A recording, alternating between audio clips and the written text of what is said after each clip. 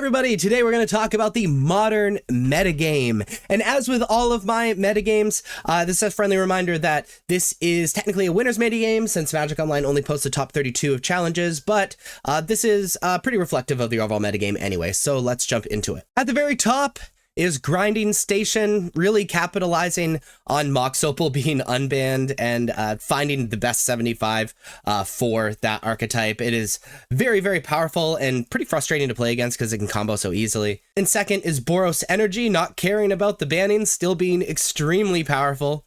In third, Dimir Murktide. In fourth, Eldrazi Ramp. And in fifth is Belcher. So let's talk about these decks. If you want to look at this for a little bit longer, please feel free to pause the video. Let's start with Belcher. What Belcher is attempting to do is it's effectively an Oops All Spells deck that plays the spell lands to play a bunch of counter magic, sometimes free counter magic in Disrupting Shoal, dig through their deck, get some mana ramp with Lotus Bloom to eventually play and activate Goblin Charbelcher. And there are no lands in your deck, so it beats your opponent. It just deals an insane amount of damage. And that's how they win.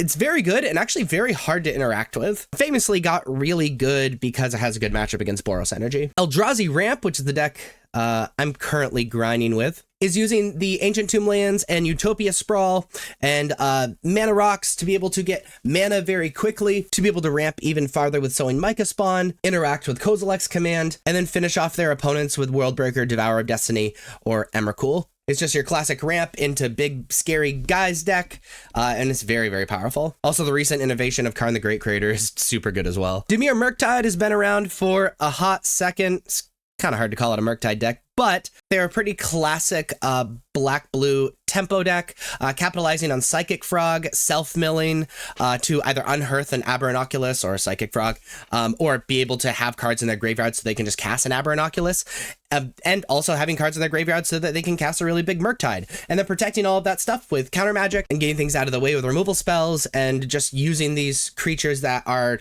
ridiculous for their mana cost to defeat their opponent. Boros Energy is the second most popular deck. I won't spend too much time on it because we're all sick of Boros Energy. Excuse me, I hiccuped. We're all sick of Boros Energy, but it's basically a white aggressive deck that just uses removal spells to get things out of the way.